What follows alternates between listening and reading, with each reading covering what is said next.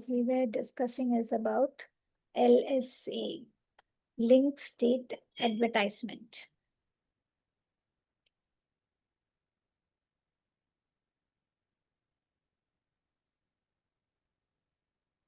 Okay, it's just going to update only the link information. And these link information are getting updated in a database. We call it as Link-State Database. Okay. Okay, and all routers maintain a synchronized identical copy of this linked state database for the same area. For each area, it's going to be same. Okay. And the LSDB, what is going to provide actually? LSDB is going to provide the topology of the network. Okay. It is actually acts as an essence in providing the routers a complete map of the network.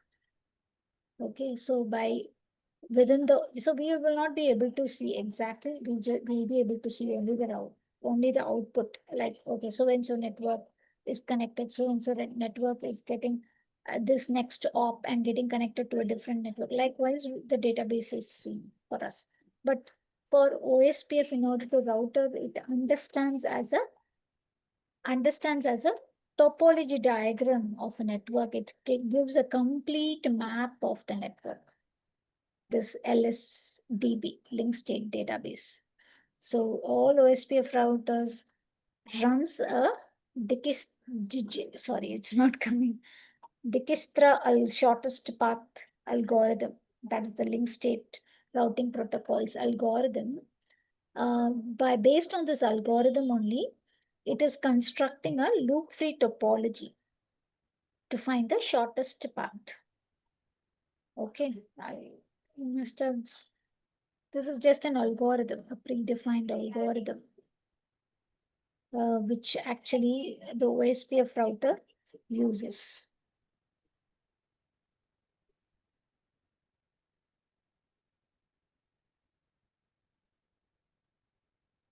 Okay. So this algorithm, based on this algorithm, based on the programmed algorithm, this OSPF is constructing a loop-free topology to identify the shortest path. Okay. So dynamic only, we are not going to do anything. Manually configure and all. Okay. And so each router, it's going to act as a root or the top. So like what I mentioned, the topology. So when it is creating a topology by itself, so there's going to be a router on the top. So obviously a topology of any network will be like that only, no? So there will be core, router, access, distributed layer, something like that. So OSPF also does the same thing. So it elects as one router in the top, okay, and other routers and all to in the access layer, like how we see in the switches. Like it will have a topology created by itself based on the LSTB that uses to calculate the routing. Okay.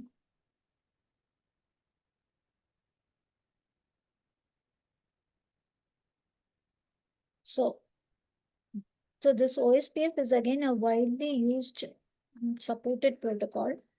Okay. So how it's going to form the neighborship between its adjacent routers. How neighborship, what criteria it uses them to form the neighborship.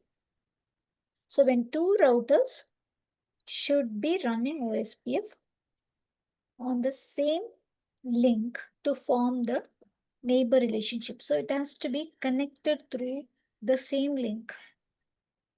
There should be a physical connectivity between the two routers first. Okay. So when the two routers are physically connected between each other, what are the criteria it's going to match? Okay, it's going to match the area number. Okay. It's going to match the subnet. Mommy, Nanny. On. Okay, it's going to match the subnet. It's going to match the hello and dead interval time. So if two routers are connected between each other, each router hello and dead interval timer should be same. Okay.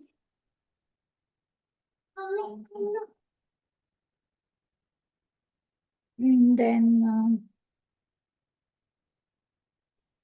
it should have a unique router ID. So router ID should be unique to each, each router has its own unique router number. Okay. Router ID should not be the same. Its autonomous number should be the same. Okay. So these are the criteria actually router matches before each router should match before it forms the neighborship when it runs an OSPF routing. The AS number should be same and the area should be also same. AS number should be same, area should be same, router ID alone should Is different. be different. What about process ID? Both are same. Router ID, process ID, both are same. Okay, yeah, got it. Okay. So this is forming neighborship. So the neighbor routers actually swaps or exchanges the LSTB information between each router that we have already seen. And each router chooses its best path, and that best path alone is getting added in the routing table based on the information that is learned in the LSTB, Link-State database. So Link-State database might have the complete link status of the router, whatever link it is running, what is the status, what is the link speed. So it has the entire information. By checking that LSTB, it actually chooses only the best path, and that the best path alone is getting added in the routing table. Okay. How to check LSTV? Yeah, I'll show you. Okay, I'm just explaining the terms alone. And when we go step by step, we will see it. Okay. Next. So,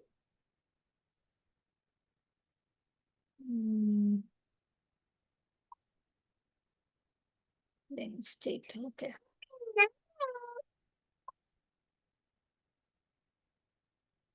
So requirements to form the neighbor adjacency. So what we have seen, the router ID must be unique between two devices. Yes, there should be a unique for the entire routing domain that prevents error. Yes, okay. Routing, we have seen. Apart from that, what we have seen, hello and dead interval timers should match. Okay. The area, it should match. Okay. Apart from these, there are other default values which also should match. That is the MTU, maximum transmission unit. These are all default values only. Until unless if we modify something, it will change. But otherwise it is same. Okay, we need not going to touch anything, MTU and all. The authentication or any credentials which we use, that is also like MD5 algorithm, they will use some authentication some type. But so far, I've not seen anybody using those authentications and all. But if we are going to use any authentication type, then it should be same on both the ends. And if we are having any area flags, area segmenting, when we segment area, if something is there, that should also match. So these and all will be discussed later, no, in these things. But when you configure, make sure the router ID should be unique, area should be same, hello dead intervals are same. That's it. The other values and all are default only to form a neighbor adjacency. Okay. Next, some of the OSPF packets. OSPF packets. The first is the allo packet. So allo packets are the packets which actually is for discovering and maintaining the neighbors. Okay, so these packets are used to discover the neighbors. Is there any neighbor available? Okay, Okay. Can and you type it down? yeah,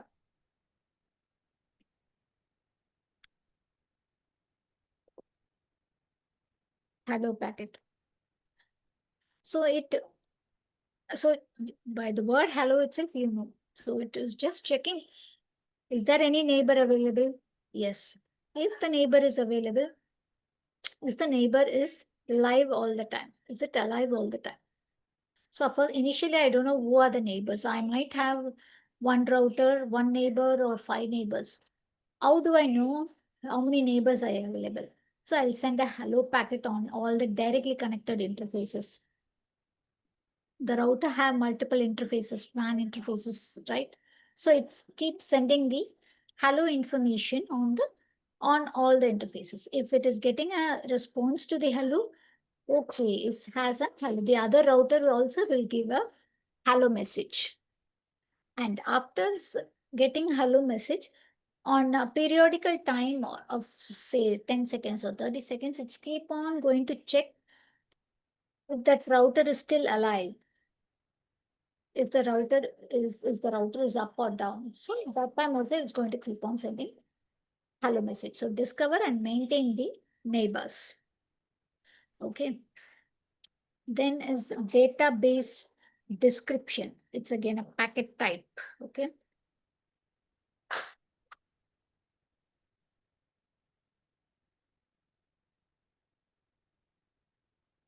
Okay, so these are the packets for summarizing the database contents. So packets are exchanged between the OSPF neighbors. Okay, initially it is packets are getting, the packets are getting exchanged between the neighbors, okay, to form the adjacency. Yes, that is done. And these packets are used to describe the contents of the LSDB. What actually LSDB contains? It contains the link state. It contains the summary of the database. That as a whole, as a packet, we call it as database description packet. These packets and all are being sent and received between the neighbor routers running in OSPF in order to form the routing table, or in order to keep alive of checking the adjacency of between the routers. So these things and all are happens when these packets are getting exchanged.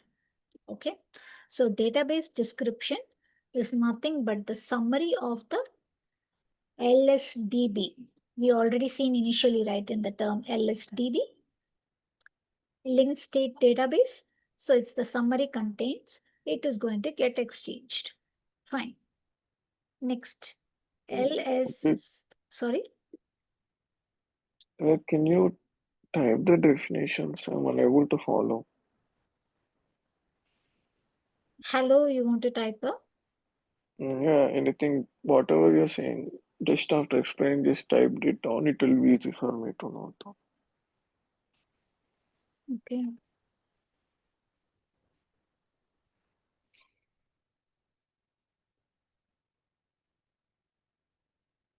Okay.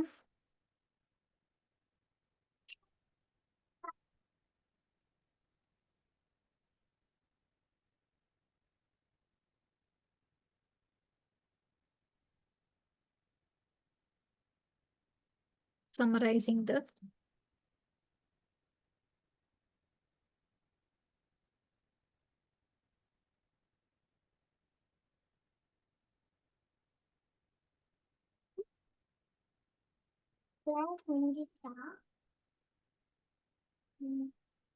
okay.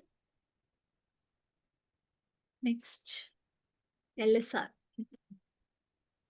So LSR is link state request. So these packets are of the database when the router thinks that the part of its database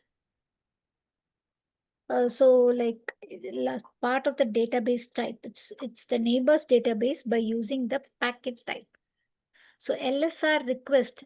So what LSR request is actually does is it is a packet of the database downloads, whatever link state database we have seen, it's the downloads, and it is getting sent before, like the database is getting sent, but it is also asking for link states request from the neighbor router. So when the neighbor router sees this message, link state request, then it is sending its neighbor's database by using this packet type. Got it? So my router, I'm just advertising my LSDB. Okay, LSDB is link state database. How I'm advertising? How I am advertising this link state database with the help of database description packet is sent to the neighbor router. That is nothing but the summary of the database. So I'm sending this information to my neighbor. And in turn, I am also requesting LSR, link state request to my neighbor. So I sent my information. I need your information. I need your database. So LSR packet is sent, is just a packet of a request type. It is sent to the neighbor, okay, sent to the neighbor asking for its neighbor's database information in a packet type. So it's a small piece of packet asking your neighbor information. That is LSR. Okay. So that is nothing but a request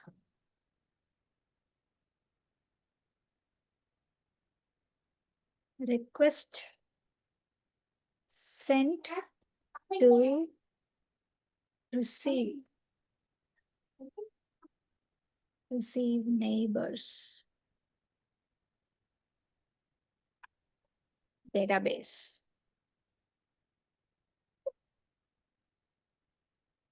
Okay. Then LSU. LSU is link state update. Now, initially it sent a request. Now it is sending a update. So these packets are again a database updates. Okay. So that's normally sent to the direct response to your request. So I have sent one request, right? So in response to that request, I'm getting back the information about the databases, link state databases of the neighbor router. So that packet is called it as link state update. Okay. Response to LSR.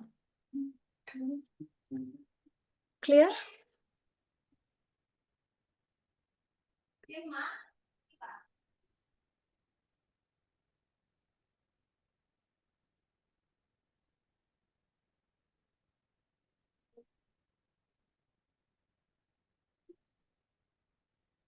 is link state acknowledge. So these packets are of flooding the acknowledgements through all the response sent. Okay. Making making like it's a reliable connection, reliable transport connection is happening. So I sent a request. So I asked some information to you. Okay. And in turn, you are replying back to me. But how do you know that that reply message is received by me? So I in turn acknowledging that information through a link state acknowledge packet. Okay. So I'm saying hi. You're saying hi, how are you? But how do you know that how are you message is received me? Or I know that you have asked for how are you to me. I should respond, right? Or I should acknowledge you, right? Yes, I'm fine. So that acknowledgement is being sent. So it doesn't contain any information. Now this acknowledgement packet does not going to carry any information, but it's just an acknowledgement, a small piece of packet. This is getting flooded to all the responses it's getting, update it's getting. It's just like our TCP connection enabled with the three-way handshakes response, right? Similar to that. Got it? It's just making, and this acknowledgement is made to just a reliable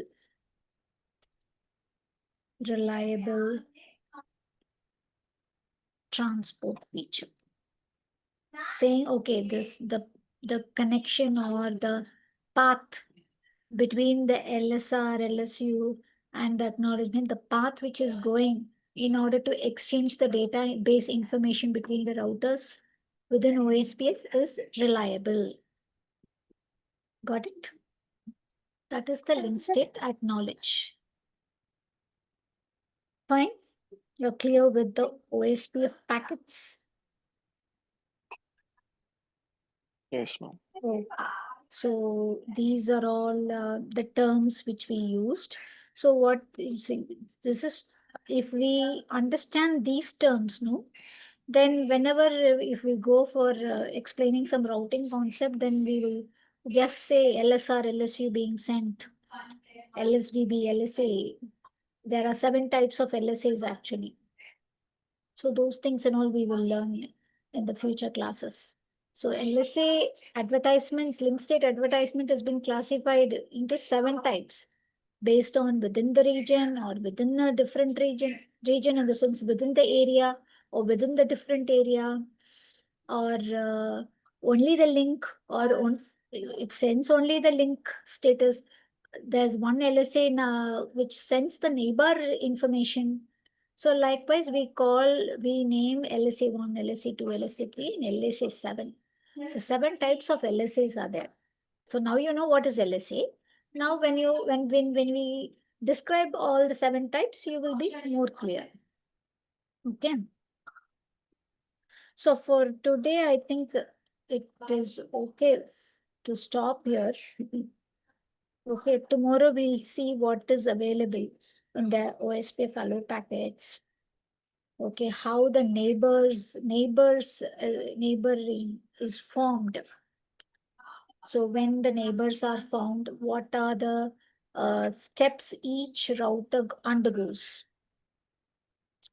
Okay, and we'll go on in more OSPF concepts tomorrow.